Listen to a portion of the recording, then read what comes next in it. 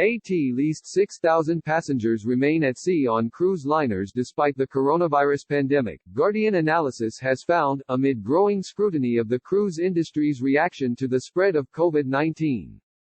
Dozens of fatalities have now been linked to cruise ships, with both passengers and crew dying while at sea and after disembarking. Yet, according to analysis using the ship tracking site CruiseMapper, at least 8 ships remain at sea with passengers, including one vessel on which 128 people have tested positive for coronavirus. Outbreaks of COVID-19 on cruise ships pose a risk for rapid spread of disease beyond the voyage, the U.S. Centers for Disease Control (CDC) warned in guidance prohibiting those disembarking from cruise ships from taking regular commercial flights. It listed 28 cruises that had reported COVID-19 outbreaks and used U.S. ports. Cruise industry representatives say they were caught without warning by the pandemic. But operators continued to launch cruises as late as mid-March, after the World Health Organization declared the outbreak a pandemic, and companies have been accused of failing to disclose the scale of ship-borne outbreaks before allowing passengers to disembark. As far back as early February, outbreaks were detected on cruise ships. The Diamond Princess was quarantined in Japan on 4 February after an outbreak on board which eventually claimed at least 10 lives. At least 6 ships which had coronavirus outbreaks set sail from the U.S. after the CDC advised against cruise travel on 8 March, including 2 that departed after the WHO's pandemic declaration. Around the world, the Pacific Princess, Queen Mary II, Arcadia, Astor, Magnifica, Columbus, Costa Deliciosa and the Greg Mortimer cruise liners all remain at sea. At least 6,362 passengers are on board the 8 ships, several of which were scheduled as months-long, round-the-world voyages. On Saturday, Australian passengers are due to be repatriated from Uruguay after disembarking from the Greg Mortimer, an Antarctic cruise ship on which nearly 2/3 of passengers and crew have been infected with coronavirus. 8 people have transferred to intensive care in Montevideo from the vessel which set sail on the day of the WHO pandemic declaration and has been anchored off La Plata River since 27 March after cutting the cruise short. European and U.S. passengers have been told they cannot disembark until 2 weeks after they have tested negative for the disease. Brian Meyer, 55, a businessman from Chicago, said the worst part of the experience has been the daily uncertainty regarding their fate. Our mood goes up and down, because we are told there's news coming, but then you wake up the next morning and there's no news and by the time it gets dark again there's still nothing, he said via WhatsApp.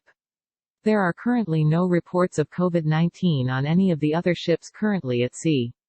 But the CDC has warned that thousands of passengers who had traveled on 28 cruises since 1 February may have been exposed to coronavirus. Dr. Peter Chin Hong, an infectious disease expert at the University of California, San Francisco, called on the U.S. government to devise a plan to safely allow passengers on the remaining ships to disembark. Having cruise ships wandering the world right now was completely irresponsible, he said. The crisis has increased concerns about whether some cruise operators fully disclosed the scale of coronavirus outbreaks. On Wednesday, a class action lawsuit was filed against Costa Cruise Lines, a subsidiary of Carnival, which operates the Costa Luminosa. At least 7 people died after boarding the ship, and the suit, which has not yet been certified by a judge, alleges that the cruise should never have started on 5 March due to safety concerns about COVID-19. In Australia, police in New South Wales have launched a criminal investigation into the conduct of Carnival Australia over whether the company was transparent about the scale of the COVID-19 outbreak on one of its cruise ships, the Ruby Princess. Authorities said they had been assured by Carnival Australia that the disease had not been detected on the ship before it docked in Sydney on 19 March and hundreds of passengers were allowed to leave. The Ruby Princess became the country's single largest source of COVID-19 cases in Australia, accounting for around a third of deaths.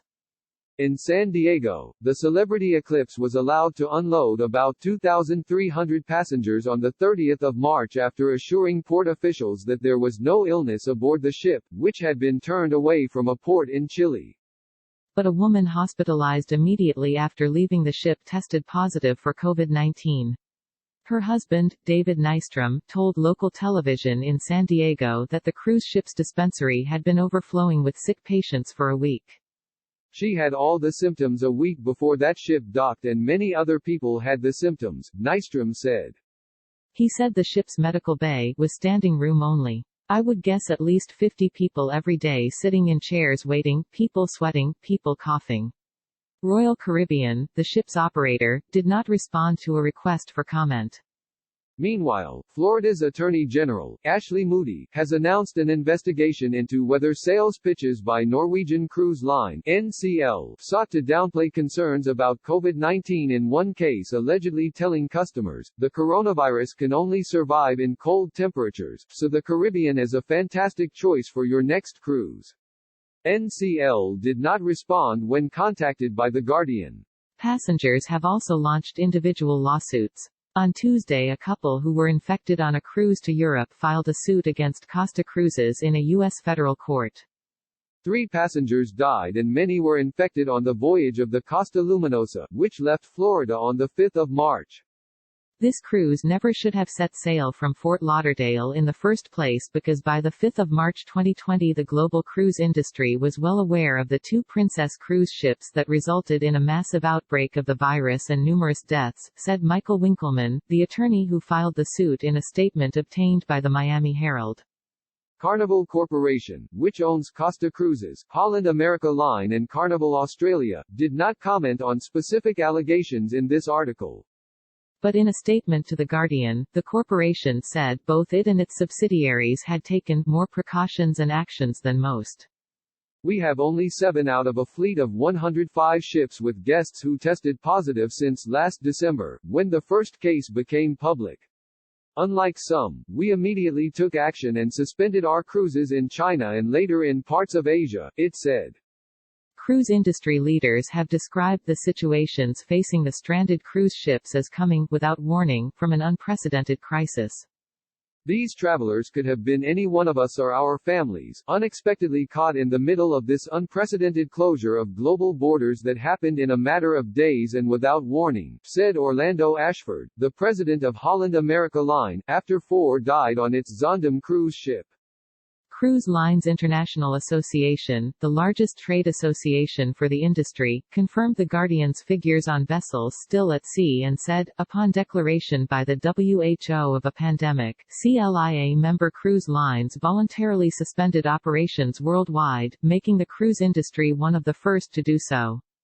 But James Walker, a Florida attorney who specializes in cases involving cruise ship passengers, said the outbreaks on cruise ships around the world were entirely predictable, given there was so little government oversight of the industry.